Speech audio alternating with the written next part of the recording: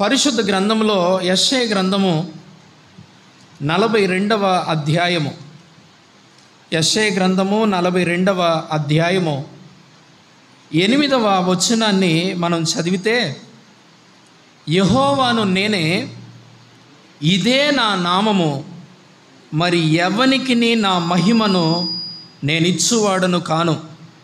నాకు రావలసిన స్తోత్రమును విగ్రహములకు చెందనీయను. ప్రియులారా, దేవుడైన యెహోవా ఆయన సెలవిస్తున్న మాట ఏంటంటే, యెహోవా అనేది నా నామము, నా నామమునకు రావలసిన మహిమను నేను ఎవ్వరికి ఇవ్వను. అక్కడ ఒక మాట ఉపయోగించబడింది, నాకు రావలసిన స్తోత్రమును విగ్రహములకు చెందనీయను. విగ్రహము అనగానే మనకి ఏదో ఒక బొమ్మ గుర్తొస్తుంది. కానీ బైబిల్ పరిభాషలో విగ్రహము అనే మాటకు దేవుని స్థానములో నీవు దేన్ని పెట్టినా అది విగ్రహమే. అది నీ కుటుంబం కావచ్చు, ఒక వస్తువు కావచ్చు, లేకపోతే నీకున్న ధనము కావచ్చు. దేవుని స్థానంలో నువ్వు దేన్ని పెట్టినా అది నీ జీవితంలో విగ్రహమే. దేవుడు ఆయనకు రావలసిన మహిమను ఇంకెవ్వరికి ఇవ్వడు. కాబట్టి మనము ఆయనను మహిమపరచాలి. ఎందుకు మహిమపరచాలి అనే ప్రశ్నకు జవాబు కూడా ఇదే యెషయా గ్రంథంలో మనకు కనబడుతుంది. చూడండి, యెషయా గ్రంథము 43వ అధ్యాయము 7వ వచనాన్ని కూడా మనం చదువుదాం. నా మహిమ నిమిత్తము నేను సృజించిన వారిని, నా నామము పెట్టబడిన వారిని అందరినీ తెప్పించుము. 21వ వచనాన్ని కూడా చదువుదాం. నా నిమిత్తము నేను నిర్మించిన జనులు నా స్తోత్రమును ప్రచురము చేయుదురు. దేవుడు మహిమ కలిగిన వాడు. ఆయన మహిమను ఎవ్వరికీ ఇవ్వడానికి ఆయన ఒప్పుకోడు. ఆయనకు మాత్రమే మహిమ చెల్లించడానికంట దేవుడు మనుషులను కూడా సృజించాడంట. మనందరికీ తెలుసు, దేవుడు తన మహిమ కోసం మనిషిని చేస్తే మనిషి ఆయన మహిమ నుంచి దూరం అయిపోయాడు. రోమీలు రాసిన పత్రిక 3వ అధ్యాయము 23వ వచనం ప్రకారం, ఏ భేదమును లేదు, అందరూ పాపము చేసి దేవుడు అనుగ్రహించు మహిమను పొందలేకపోతున్నారు. దేవుడు తన మహిమ కోసం, తన మహిమలో మనిషి నివసించాలని చేయబడితే మనిషి దేవుని మహిమ నుంచి దూరం అయిపోయాడు. కానీ దేవుడు ఏం చేశాడంటే, తన ప్రియ కుమారుడైన క్రీస్తుని పంపించి మరలా మనకు తన మహిమనిచ్చాడు, అందుకు రక్షించాడు. ఆ రక్షణ కూడా ఎందుకు ఇచ్చాడంటే ఆయన మహిమ కోసమే ఇచ్చాడని ఎఫెసీయులకు రాసిన పత్రిక 1వ అధ్యాయంలో రాయబడి ఉంది. చూడండి, ఎఫెసీయులకు రాసిన పత్రిక అపోస్తలుడైన పౌలు గారు ఎఫెసీయులకు రాసిన పత్రిక 1వ అధ్యాయంలో మనము చూడగలిగితే 6వ వచనంలో రాయబడి ఉంటుంది, ప్రియుని యందు తాను ఉచితముగా మనకు అనుగ్రహించిన తన కృపా మహిమకు కీర్తి కలుగునట్లు. చూడండి, దేవుడు మనల్ని ఎందుకు రక్షించుకున్నాడు అని అంటే, ఆయన కృపా మహిమకు కీర్తి కలగాలని ఆయన మనల్ని ఏర్పరచుకున్నాడు, రక్షించుకున్నాడు అనే విషయాన్ని 1వ అధ్యాయంలో మనం చూస్తాం. 11, 12 వచనాలు కూడా చూడండి. మరియు క్రీస్తునందు ముందుగా నిరీక్షించిన మనము తన మహిమకు కీర్తి కలుగజేయవలనని దేవుడు తన చిత్త ప్రకారమైన సంకల్పమును బట్టి మనలను ముందుగా నిర్ణయించి ఆయన యందు స్వాస్థ్యముగా ఏర్పరచెను. ప్రియులారా, దేవుడు మహిమ కలిగిన వాడు. ఆయన మహిమను ఎవరికి ఇవ్వడు, దేనికి చెందిన ఆయన ఒప్పుకోడు. ఆయన ఎందుకు ఒప్పుకోడంటే, ఆయన సృజించిన మనుషులను కూడా తన మహిమ కోసమే చేశాడు. అంతేకాదు, రక్షించింది కూడా ఆయన తన మహిమ కోసమే రక్షించుకున్నాడు. ఈరోజు మన నీతిని బట్టి, మన యొక్క గొప్పతనాన్ని బట్టి, మనకున్న భక్తి జీవితాన్ని బట్టి మనము దేవుని చేత ఏర్పరచబడలేదు, రక్షించబడలేదు. మరి ఎందుకు రక్షించుకున్నాడంటే తన కృపా మహిమకు కీర్తి కలగాలనే ఆయన మనల్ని రక్షించుకున్నాడు. ప్రియులరా, అంతేకాదు మరి రక్షించబడిన మనము ఆయనతో నిత్యము ఉండబోతున్నాం.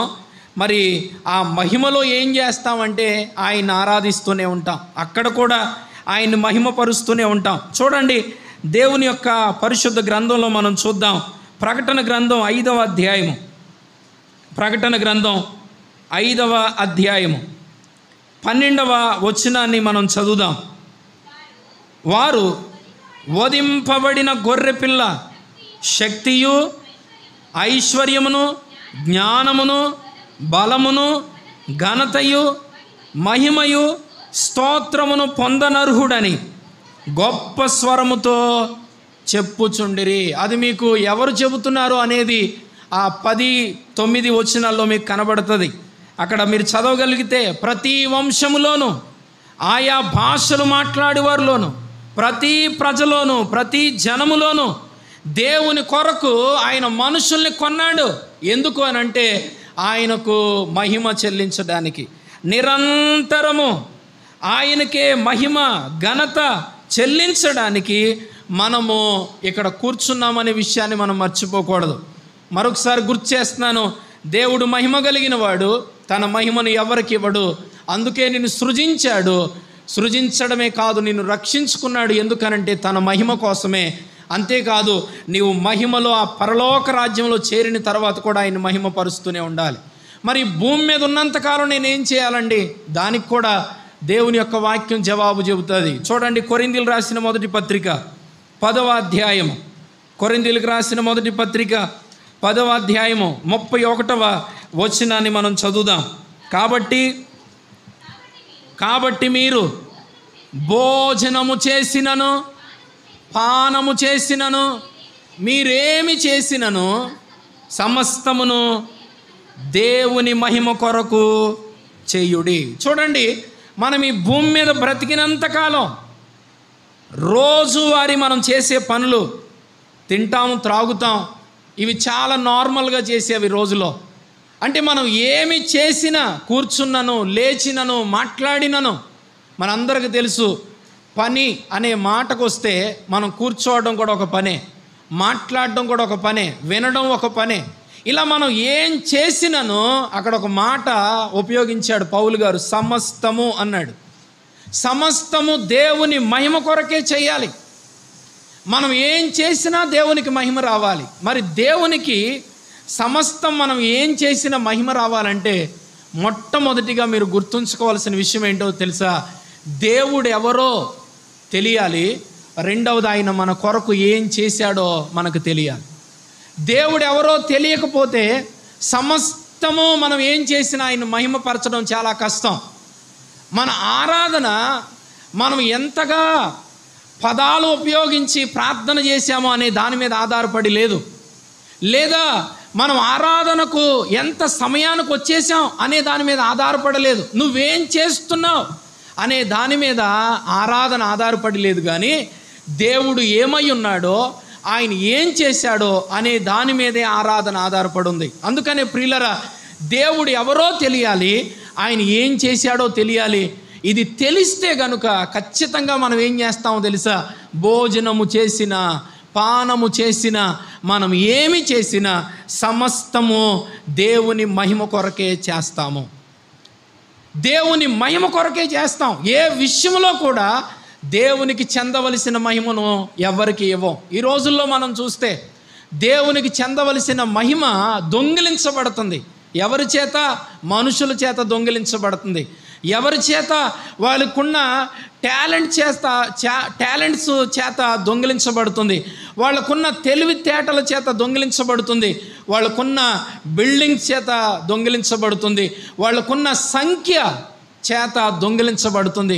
కానీ దేవుడు అంటున్నాడు, నాకు రావలసిన మహిమను నేను ఎవ్వరికీ చెందనివ్వను.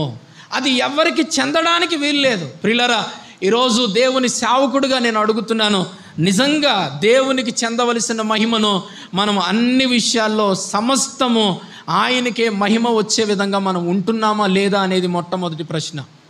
నిజంగా అలా ఉండగలిగితే నీకు దేవుడు ఎవరో తెలుసు, దేవుడు ఏం చేశాడో నీకు తెలుసు. ఆ విషయాన్ని నేను క్లుప్తముగా లేఖన భాగాల నుంచి మీకు జ్ఞాపకం చేస్తాను. మొట్టమొదట దేవుడు ఎవరో అనే విషయాన్ని యేసుక్రీస్తు శిష్యుడైన యోహాను భక్తుడు మొదటి పత్రికను రాశాడు.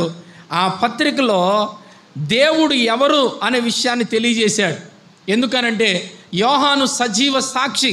ఎంత సాక్షి అంటే ఆయన గురించి విన్నాడు, ఆయన కన్నులారా చూశాడు, ఆయన్ని నిదానించి కనుగొన్నాడు. అంతేకాదు ఆయన చేతులు కూడా ఆయన్ని తాకాయి. అంత అనుభవం కలిగిన వాడు యోహాను. అది మీకు మొదటి అధ్యాయము, యోహాను రాసిన మొదటి పత్రిక 1వ వచనంలో ఆ మాట రాయబడి ఉంటుంది. ఇతను యేసుక్రీస్తుని గురించి బాగుగా తెలిసినవాడు. మనందరికీ తెలుసు, ప్రేమించబడిన శిష్యుల్లో యోహాను ఒకడు. ఈ యోహాను ఆయన కనులారా చూశాడు. తన చేతులంట యేసయ్యను తాకాయంట. నిజంగా మీరు ఆలోచించండి, మనం యేసయ్యను కనులారా చూడలేదు, మనం యేసయ్యను చేతులారా తాకలేదు, ఆయన స్వరాన్ని మనం వినలేదు. కానీ యేసయ్య ఎవరో ఈరోజు మనకు తెలుసు. ఎలాగో తెలుసా? పరిశుద్ధాత్మ దేవుడు మనకిచ్చిన ప్రత్యక్షత ద్వారా. దీని ద్వారా యేసయ్య ఎవరో మనం చూడగలిగాం, ఆయన ప్రేమ ఏంటో చూడగలిగాం. మనం తాకలేకపోయినా ఆయన యొక్క స్పర్శ ఎంత ఉన్నతమైనదో, ఆయన ప్రేమ ఎంత ఉన్నతమైనదో మనం ఆత్మీయంగా అనుభవించగలుగుతున్నాం. అందుకనే తోమతో ఒక మాట అంటాడు యేసయ్య, చూచి నమ్మువారు కంటే చూడకుండా నమ్మువారు ధన్యులు అన్నాడు. నిజమే, మనం చూడలేదు కానీ ఎంత ధన్యులమో తెలుసా? ఆ దేవుడు ఎవరో మనకు అర్థమయ్యేటట్లు పరిశుద్ధాత్మ దేవుడు చేశాడు. ఆ దేవుణ్ణి మనం కలిగి ఉన్నాం. ఆ దేవుణ్ణి మనము ఈరోజు దేవుడుగా కలిగి, రక్షకుడుగా కలిగి, అంతేకాదు ఆయనే మనకు సమస్తమయ్యాడు, ఆయనే మనల్ని పోషిస్తున్నాడు, ఆయనే మనల్ని నడిపిస్తున్నాడు. అంత గొప్ప దేవుణ్ణి మనం కలిగి ఉన్నాం. నిజంగా యోహాను భక్తుడు అంటాడు, నేనైతే ఆయన కనులారా చూశాను, నా చేతులైతే ఆయన తాకాయి, అంతేకాదు నా కన్నులు ఆయన నిదానించి చూశాయి. ఆయన నాకు స్పష్టంగా తెలుసు, మీకంటే ఎక్కువగా నాకు తెలుసు. మీకు లేఖనాల ద్వారా తెలిసాము, కానీ నేను కనులారా చూశాను. ఆయన ఎవరో ఈ పత్రికలో చెబుతాడు. ఆయన ఎవరో కొన్ని మాటలు మీకు జ్ఞాపకం చేసి, తరువాత ఆయన ఏం చేశాడో మీకు జ్ఞాపకం చేసి నేను నా యొక్క ప్రసంగాన్ని ముగిస్తాను. నెంబర్ 1, 1వ అధ్యాయం 1వ వచనంలో రాయబడి ఉంది, జీవవాక్యమును గూర్చి అని రాయబడి ఉంది. మనం ఆరాధిస్తున్న దేవుడు ఎవరంటే జీవము కలిగిన వాడు, అంతేకాదు ఆయన జీవవాక్యము. ప్రియులరా, ఈ లోకంలో ఎన్నో వాక్కులు ఉన్నాయి. కొంతమంది వాక్ ఏం చేస్తుందో తెలుసా? ఇంకొకటి జీవితాన్ని చంపేస్తుంది కూడా. ఒకడి మాట తోట లాంటిది, ఇంకొకటి జీవితాన్ని నాశనం చేయగలదు. ఒకడి మాట ఇంకొక వ్యక్తిని నిలబెట్టగలదు, ప్రోత్సహించగలదు. కానీ ఒక్క మాట మాత్రమే ఈ ప్రపంచంలో చనిపోయిన వ్యక్తిని జీవింపజేయగలదు. పాపముల చేత, అపరాధముల చేత చచ్చిన వానికి ఆత్మీయమైన జీవాన్ని ఇవ్వగలదు. ఆ జీవవాక్యమే ఎవరో తెలుసా? మనము ఆరాధిస్తున్న ప్రభు అయిన యేసుక్రీస్తు. స్తోత్రం. ఆయన మాత్రమే జీవవాక్యం కలిగిన వాడు. ఆయన జీవవాక్కు, ఆయన్ని ఆరాధిస్తున్నాం. నిజంగా జీవవాక్కు అయిన క్రీస్తుని నువ్వు ఆరాధిస్తున్నావా? రెండవ విషయాన్ని చూద్దాం, ఆయన ఎవరో. 5వ వచనం చూద్దాం. మొదటి అధ్యాయము 5వ వచనం, మేము ఆయన వలన మీకు ప్రకటించు వర్తమానమేమనగా దేవుడు వెలుగై ఉన్నాడు అన్నాడు. దేవుడు ఎవరంట? ఆయన జీవ వాక్యమే కాదు, దేవుడు వెలుగై ఉన్నాడంట. యోహాను సువార్త 1వ అధ్యాయంలో మనం చూస్తే దేవుడు వెలుగై ఉన్నాడు అని చెబుతూ అక్కడ అంటాడు, ఆయనలో జీవముండెను, ఆ జీవము మనుషులకు వెలుగై ఉండెను అంటాడు. ఆయనలో జీవముంది. ఇప్పుడు చూడండి, జీవవాక్యము ఏమిస్తుందో తెలుసా? వెలుగునిస్తుంది. ఇంకో విధంగా చెప్పాలంటే వెలిగించబడ్డాము కాబట్టే రక్షించబడ్డామనే విషయాన్ని గుర్తుంచుకోవాలి. అంతకుముందు మునుపు చీకట్లో ఉన్నాం, మనలో వెలుగు లేదు. చూడండి, ఎఫెసీయులకు రాసిన పత్రిక 5వ అధ్యాయము 8వ వచనాన్ని చూడండి. ఎఫెసీయులకు రాసిన పత్రిక 5వ అధ్యాయము 8వ వచనంలో పౌలు గారు క్లియర్గా చెబుతాడు, మీరు పూర్వమందు చీకటి అయి ఉన్నారు, ఇప్పుడైతే ప్రభువునందు వెలుగై ఉన్నారు. పూర్వము మీరు చీకటి అయి ఉన్నారు. చీకటి అనగా పాపానికి సూచనగా, చీకటి అనగా దేవుడు లేని జీవితం. ఇంకో విధంగా చెప్పాలంటే ఎవరున్నారు? కొలసీ పత్రిక 1వ అధ్యాయము 13వ వచనాన్ని చదివితే, అంధకార సంబంధమైన అధికారములో మనం ఉన్నాం. అంధకార సంబంధమైన అధికారం, చీకటి అనగా సాతాను యొక్క కబంధ హస్తాల్లో ఉన్నాం మనం. చీకటి అనగా పాపం అనే బంధకాల్లో ఉన్నాం మనం. కానీ వెలుగై ఉన్న దేవుడు ఏం చేశాడో తెలుసా? మనల్ని విడిపించాడు. ఆయన జీవవాక్యము, అదేవిధంగా ఆయన వెలుగై ఉన్నవాడు. ఇంకో మాట చూద్దాం, 9వ వచనంలో కూడా రాయబడి ఉంది, మన పాపములను మనం ఒప్పుకొని ఎడల ఆయన నమ్మదగిన వాడును నీతిమంతుడు అని రాయబడి ఉంది. యోహాను రాసిన మొదటి పత్రిక 1వ అధ్యాయం 9వ వచనంలో ఇంకొక మాట, ఆయన నమ్మదగినవాడు. నమ్మదగినవాడు అనే మాటకు అర్థం ఏంటో తెలుసా? ఆయన్ని నువ్వు ఏ పరిస్థితుల్లో అయినా నమ్మొచ్చు. నువ్వు మనుషులు నమ్మితే ఒకవేళ నిన్ను దగా చేస్తారేమో, డబ్బుని నమ్మావనుకో అది నిన్ను పాడు చేస్తుందేమో, ఒకవేళ స్నేహితుల్ని నమ్మావనుకో నీ జీవితాన్ని అర్ధాంతరంగా వదిలిపెట్టి వెళ్ళిపోతారేమో. కానీ ఒకటి గుర్తుంచుకో, నీ బలాన్ని నమ్ముకున్నా పాడైపోతావేమో, మనుషుల్ని నమ్ముకున్నా పాడైపోతావేమో, కానీ దేవుణ్ణి నమ్మావనుకో ఆయన ఎవరో తెలుసా? హీఈస్ ఫెయిత్ఫుల్ అని ఉంటుంది. ఆయన నమ్ముకొనదగిన సహాయకుడు. ఆయన్ని నమ్మొచ్చు. ఇంకో విధంగా చెప్పాలంటే నమ్మదగిన వాడు అనే మాటకు అన్ని సమయాల్లో, అన్ని పరిస్థితుల్లో, అన్ని కాలాల్లో నువ్వు ఆయన మీద ఆధారపడవచ్చు. నువ్వు ఆధారపడవచ్చు ఆయన మీద. ఆయన జీవవాక్యము, ఆయన వెలుగు, ఆయన నమ్మదగిన వాడు. ఇంకో మాట ఉంది, నీతిమంతుడు అని రాయబడి ఉంది. మనం ఆరాధిస్తున్న దేవుడు నీతిమంతుడు. మరి ఆయనకి చెందవలసిన మహిమను నువ్వు ఇస్తున్నావా? నీతిమంతుడు అనగా గ్రీకు భాషలో అర్థం ఏంటో తెలుసా? బీ స్ట్రైట్ అని అర్థం. ఎన్నో మార్లు మీరు నేర్చుకుని ఉంటారు ఆ మాట. బీ స్ట్రైట్, ఏ వంకరతనము లేనిది. ఈ రోజుల్లో మనం చూస్తే దేవుడు నీతిమంతుడు కదా, మనం ఎలా ఉండాలి చూడండి. ఆ మాటను చెబుతాడు 2వ అధ్యాయము 29వ వచనంలో ఆ మాట అంటాడు, ఆయన నీతిమంతుడని మీరు ఎరిగి ఉన్న ఎడల నీతిని జరిగించు ప్రతివాడును ఆయన మూలముగా పుట్టి ఉన్నాడని ఎరుగుదుము. దేవుడంట ఏ వంకరము తనము లేనివాడిగా ఉంటాడంట. మాటలోను, చూపులోను, ప్రవర్తనలోను, ఆలోచనలోను దేవునిలో ఈ లోపం ఉంది అని చెప్పడానికి నీకు ఏ సాధ్యం కాదంతే. అది కనబడదు ఆయనలో. మరి దేవుడు ఏం కోరుకుంటున్నాడు? నీతిమంతుడైన దేవుణ్ణి ఆరాధిస్తున్న మనము కూడా బీ స్ట్రైట్గా ఉండాలి, ఏ వంకరతనము లేనివానిగా ఉండాలి. ఈరోజు మాటలో, ప్రవర్తనలో, అందుకే ఆ విషయాన్ని మీకు జ్ఞాపకం చేశాను. కొరింథీయులు రాసిన పత్రికలో ఆ మాట, మొదటి పత్రిక 10:31లో, మీరు భోజనము చేసినను పానము చేసినను మీరు ఏమి చేసినను సమస్తము ఆయన మహిమ కొరకు చేయాలి. ఆయన మహిమపరచబడాలి నేనేం చేసినా. ఈరోజు ఫాదర్స్ డే. నిజంగా ఫాదర్స్ అందరికీ నేను ఇంకా ఫాదర్ అవ్వలేదు కాబట్టి మీరు నాకు చెప్పవసరం లేదు.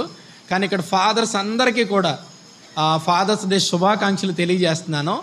ఎందుకు ఈ మాట జ్ఞాపకం చేస్తున్నానంటే, ఈరోజు పిల్లలు తల్లిదండ్రుల మాట వినకపోయినా మీరేమి చేసినాను దేవునికి మహిమ రావట్లే, అవమానం వస్తుంది. దేవుడు కోరుకునేది ఏంటో తెలుసా? నీ తల్లిని, నీ తండ్రిని మీరు సన్మానించాలి. ఈరోజు మనం చూస్తే తండ్రి భిక్షమెత్తుకునేవాడిగా కనబడుతున్నాడు. చిన్న వీడియో చూశాను నేను. ఒక అన్నదమ్ములు తండ్రిని వదిలిపెట్టేశారు. ఈ కుమార్తెకి తెలియదు వదిలేశారని. ఆమె వెళుతూ ఉండగా రోడ్డు పక్కన భిక్షం అడుక్కుంటున్నాడు. సడన్గా చూసి గుర్తుపట్టింది, మా నాన్న కదా అని దగ్గర వెళితే వాళ్ళ నానే. అన్నయ్యలు చూసుకుంటున్నారు కదా అని కుమార్తె చాలా సంతోషించేది.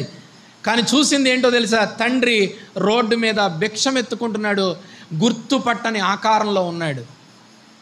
ఇప్పుడు మీరు ఆలోచించండి, దేవుణ్ణి ఎరిగిన బిడ్డలు కూడా ఈరోజు తల్లిదండ్రులను పట్టించుకునే వాళ్ళు చాలామంది ఉన్నారు. నీ తల్లిని తండ్రిని సన్మానించకపోయినా మీరు ఏమి చేసినను ఆయన మహిమ కొరకు చేయాలి. నేను అంటాను, ఒకవేళ మీరు తల్లిదండ్రులు సన్మానించకపోతే నువ్వేం చేస్తున్నావో తెలుసా? దేవునికి అవమానకరమైన జీవితాన్ని జీవిస్తున్నావు. దేవుడు చెప్పిన ఆజ్ఞను మనము పాటించకపోతే అర్థం ఏంటో తెలుసా? ఆయన ప్రేమించట్లేదు. ఆయన ప్రేమించట్లేదంటే అర్థం ఏంటో తెలుసా? నువ్వు ఆయన అసలు విశ్వసించలేదు. ఇంకో విధంగా చెప్పాలంటే you are not a Christian. నువ్వు క్రైస్తవుడివే కాదు. ఈరోజు నిజంగా మనం ఆలోచిస్తే ఆయన నమ్మదగిన వాడు, నీతిమంతుడు. మరి ఆయనకి చెందవలసిన మహిమను మనం ఇస్తున్నామా అనే విషయాన్ని మనం ఒకసారి గ్రహించాలి. ఇంకో మాట మీకు జ్ఞాపకం చేస్తాను. ఆయన ఎవరో అనే విషయాన్ని 3వ అధ్యాయానికి వచ్చేయండి. 3వ అధ్యాయము 3వ వచనంలో ఈ మాట రాయబడి ఉంది. ఆయన యందు ఈ నిరీక్షణ పెట్టుకున్న ప్రతివాడును ఆయన పవిత్రుడై ఉన్నట్టుగా తన్ను పవిత్రుని చేసుకును. ఆయన పవిత్రుడు, ప్యూర్. ఆయనలో ఎటువంటి అపవిత్రత కనబడదు. స్వచ్ఛముగా ఉంటాడు ఆయన. ఈరోజు మీరు ఆలోచించండి, మన ఆలోచనలో కల్మషం, చూపులో కల్మషం, మాటలో కల్మషం, హృదయంలో ఒకటి పెట్టుకుంటాం, బయటకు ఒకటి మాట్లాడతాం. మీరు నిజంగా ఆలోచించండి, అదే పెదవులతో పరిశుద్ధుడా నీకు వందనాలు స్తోత్రాలు అంటాం. ఎలా అంగీకరిస్తాడు ఆయన? మనం ఏం చేసినా ఆయనకి మహిమ రావాలి కదా. మనం అనుకుంటాం ఆరాధనకి వెళ్ళినప్పుడే నేను ఆరాధిస్తాను. కాదు, నువ్వు పని చేస్తున్న చోట, నువ్వు కూర్చున్న చోట, ఒకవేళ అమ్మలక్కలు కూర్చుని మాట్లాడుకునే చోట కూడా, మన తెలుగు భాషలో మాకంటారు అలాగా అమ్మలక్కలు అని, ముసలమ్మ ముచ్చట్లు. నువ్వు అక్కడ కూడా దేవునికి మహిమ రావాలంటే ఒకసారి ఆలోచించండి. నువ్వు ప్రయాణం చేస్తున్నా కూడా ప్రియులరా, అలా ఆయన్ని మహిమపరచగలిగితే నేను అనుకుంటాను నువ్వు నిజంగా ఆయన మహిమ కొరకు రక్షించబడిన వ్యక్తివే. నువ్వు నిజమైన క్రైస్తవుడివే, నిజమైన ఆరాధికుడివే. ఈరోజు చాలామంది ఆయన మహిమపరిచే విషయంలో చాలా ఫెయిల్ అవుతున్నారు. ఎందుకో తెలుసా? ఆయన ఎవరో అనే గ్రహింపు లేదు. ఆయన స్వచ్ఛమైన వాడు కదా, ఆయన పవిత్రుడు కదా, ఏ కల్మషం లేదు కదా. హెబ్రీయులు రాసిన పత్రిక 7వ అధ్యాయం 26వ వచనం చదివారనుకో, 7వ అధ్యాయం 26వ వచనంలో ఆయన పవిత్రుడు, నిర్దోషి, నిష్కల్మషుడు, పాపుల్లో చేరక ప్రత్యేకంగా ఉన్నవాడు, ఆకాశ మండలము కంటే మిక్కిలి హెచ్చైన వాడునైనా ఇట్టి ప్రధాన యాజకుడు మనకు సరిపోయిన వాడు అని రాయబడి ఉంటుంది. ఆయన పవిత్రుడు, ఆయన నిర్దోషి, నిష్కల్మషుడు, ఏ కల్మషం ఆయనలో కనబడదు. ఈరోజు మీరు నిజంగా ఆలోచించండి, ఆయన ఆరాధిస్తున్న మన హృదయాలు, ఆయన ఆరాధిస్తున్న మన పెదవులు నిష్కల్మషముగా స్వచ్ఛముగా ఉన్నాయా లేదా మనం పరీక్షించుకోవాలి. ఆయన ఎవరో అనే దాని మీదే నీ ఆరాధన ఆధారపడి ఉంది. మీరు ఆలోచిస్తే యెషయా భక్తుడు ఆయన ఎవరో చూశాడు. 6వ అధ్యాయం మీరు చూస్తే ఆయన ఇదిగో సైన్యములకు అధిపతి అగు యెహోవా పరిశుద్ధుడు పరిశుద్ధుడు పరిశుద్ధుడు అని కొనియాడబడుతుంటే ఇదిగో ఆయన చూసి ఏమన్నాడో తెలుసా? అయ్యా, నేను అపవిత్రమైన పెదవులు గలవాడిని. ఆయన ఎవరో నీకు అర్థమైతేనే నువ్వెవరో నీకు అర్థమవుతుంది. ఆయన జీవము కలిగిన వాడు, జీవవాక్కు, ఆయన పవిత్రుడు, ఆయన వెలుగై ఉన్నవాడు, ఆయన నమ్మదగినవాడు, నీతిమంతుడు. ఈరోజు నిజంగా మీరు ఆలోచించండి, ఆయనకు చెందవలసిన మహిమను మనము ఆయనకు అర్పిస్తున్నామా? ఇంకో మాట 4వ అధ్యాయానికి రండి. 4వ అధ్యాయం 8వ వచనంలో ఇంకో మాట రాయబడి ఉంది. దేవుడు ప్రేమ స్వరూపి అని రాయబడి ఉంది. God is love. ఆయన ప్రేమ స్వరూపి. ప్రేమ ఎప్పుడు దేవుడు అవ్వదు, దేవుడే ప్రేమ. ఆయన ప్రేమ స్వరూపి. ఎంత ప్రేమ స్వరూపో తెలుసా? ఆ కింద వచనాల్లో రాయబడి ఉంటుంది, మనము ఆయన ద్వారా జీవించున్నట్లు దేవుడు తన అద్వితీయ కుమారుని లోకములోనికి పంపాడు. ఇందులో ప్రేమ ఉంది. దేవుడు తన ప్రేమను మన ఎడల ప్రత్యక్షపరిచాడు. ఇప్పుడు ఆయనలో ప్రేమ ఉంది, ఆ ప్రేమను ప్రత్యక్షపరిచాడు. ఎలా ప్రత్యక్షపరిచాడో తెలుసా? ఎలా రివీల్ చేశాడో తెలుసా? తన ప్రియ కుమారుడైన అద్వితీయ కుమారుడైన క్రీస్తుని లోకానికి పంపించి. అంటే క్రీస్తుని చూడగానే మనకేం కనబడాలో తెలుసా? ఆ కలువరి శిలువలో ప్రాణం పెట్టిన యేసయ్యను చూడగానే ఏం కనబడాలో తెలుసా? దేవుని యొక్క ప్రేమ మనకు కనబడాలి. ఇట్లుంటుందా దేవుని ప్రేమ? ఎస్, ఆయన ప్రేమ అలాగే ఉంటుంది. మన ప్రేమ స్వార్థము, మన ప్రేమ ఆశించేది, మన ప్రేమ డంబముగా ఉండేది. మీరు ఆలోచించండి, మనము ఏదైనా ప్రేమించి ఎవరికైనా సాయం చేస్తే మరలా ప్రేమను మరలా ఎక్స్పెక్ట్ చేస్తాం. నేను ఇంత చేశానే, నాకేం చేయలేకపోయారే. ప్రియులారా, మనము దేవుణ్ణి ప్రేమించితిమని కాదు, ఆయనే మొదట మనల్ని ప్రేమించాడు. అది కదా ప్రేమ అంటే. ఈరోజు వాళ్ళు నాతో మాట్లాడరండి, నేను మాట్లాడను. వాళ్ళు నా మాట వినలేదండి, నేను వాళ్ళని పట్టించుకోను. ప్రియులారా, ఒక్క శరీరము అని చెప్పబడుతున్న సంఘమై ఉన్న మనలోనే ప్రేమ లేని తత్వం ఎన్నో మార్లు కనబడతా ఉంటుంది. నాకెందుకులే. మీరు ఆలోచిస్తే ప్రియులారా, ప్రేమ ఉన్న చోట దేవుడు ఖచ్చితంగా మహిమపరచబడతాడు, దేవుని నామం హెచ్చించబడుతుంది. ఈరోజు మీరు నిజంగా ఆలోచించండి, దేవుడు ప్రేమ స్వరూపి. మరి ప్రేమ కలిగిన దేవుణ్ణి నేను యథార్థంగా ప్రేమిస్తూ ఆరాధించగలుగుతున్నానా? ఆయన నిజంగా ఆరాధించగలుగుతున్నానా? ఆయనకి చెందవలసిన మహిమను నేను ఇవ్వగలుగుతున్నానా అనే విషయాన్ని మనం తప్పకుండా ఆలోచించాలి. చివరగా చూడండి, 5వ అధ్యాయానికి రండి. 5వ అధ్యాయము 20వ వచనాన్ని చదవండి. మనము సత్యవంతుడైన వానిని ఎరగవలనని దేవుని కుమారుడు వచ్చి మనకు వివేకం అనుగ్రహించి ఉన్నాడని మనం ఎరుగుదుము. అక్కడ రాయబడిన మాట, మనం ఆరాధించే దేవుడు సత్యవంతుడు, ఆయనలో అబద్ధం అనేది ఏమీ ఉండదు. కానీ ఈరోజు చూడండి, ఏ పెదాలతో అబద్ధాలు వస్తాయో అదే పెదవులతో దేవునికి స్తోత్రం అని కూడా వస్తుంది. యాకోబు భక్తుడు అంటాడు కదా, ఒకే దాన్ని ఏమంటారు, మేమైతే నుయ్యి అంటాం, బావి, ఒకే బావిలో నుండి తీపి నీరు, చేదు నీరు లేదా ఉప్పు నీరు ఊరతాయా? ఊరవు కదా, ఏదో ఒక్క నీరే ఊరుతుంది. మీరు నిజంగా ఆలోచిస్తే నా నోటంట స్తుతులు వచ్చినప్పుడు ప్రియులారా, అది ఖచ్చితంగా దేవుడు అంగీకరించే విధంగానే ఉండాలి. అందుకనే ఆయన సత్యవంతుడు కదా. ఇప్పుడు నేను ఎలా ఉండాలి? నా మాట అవునంటే అవును, కాదంటే కాదు. కానీ ఈరోజు ఎన్ని మారులు కొంతమందికి ఫోన్ చేసామనుకోండి, వాళ్ళు ఇక్కడే ఉంటారు, కానీ ఏమంటారు తెలుసా, బ్రదర్ ఇక్కడ లేను. కానీ వాళ్ళు అనుకుంటారు నేను తప్పించుకున్నానే ఈ పరిస్థితి నుంచి అనుకుంటారే తప్ప దేవుణ్ణి అవమానపరిచారు అనుకోరు. వాళ్ళు దేవుణ్ణి మహిమపరచలేకపోయానే, ఫెయిల్ అయ్యానే అనుకోరు. దాన్ని ఒట్టిగా వదిలిపెట్టేస్తారు. ఏదో ఆ పరిస్థితి నుంచి తప్పించుకోవడానికి మాట్లాడానులే, దేవుడు ఏమనుకోలే. కాదు కాదు కాదు కాదు మీరు ఏమి చేసినను, మీరు ఏమి మాట్లాడుతున్నాను, మీరు ఎక్కడ కూర్చున్నాను, సమస్తము ఆయన మహిమ కొరకే చెయ్యాలి. పిల్లలు ఒకసారి ఆలోచిద్దాం. ఆయన సత్యవంతుడు కదా. ఆ సత్యవంతుడైన దేవుణ్ణి మనం ఆరాధిస్తున్నప్పుడు మనము సత్యవంతులంగా ఉన్నామా? ఒక్కసారి మన జీవితాల్ని పరీక్షించుకోన బద్దులై ఉన్నాము. ఈ విషయాన్ని మనం మర్చిపోకూడదు. చివరికి ఈ మాట చెప్పి నేను చూడండి ముగిస్తాను. 5వ అధ్యాయము 20 వచనం చివరిలో రాయబడి ఉంది. అక్కడే ఆయనే నిజమైన దేవుడును నిత్య జీవమునై ఉన్నాడు. ఆయన ఎవరంటండి? నిజమైన దేవుడు. ఆయన అబద్ధం కాదు.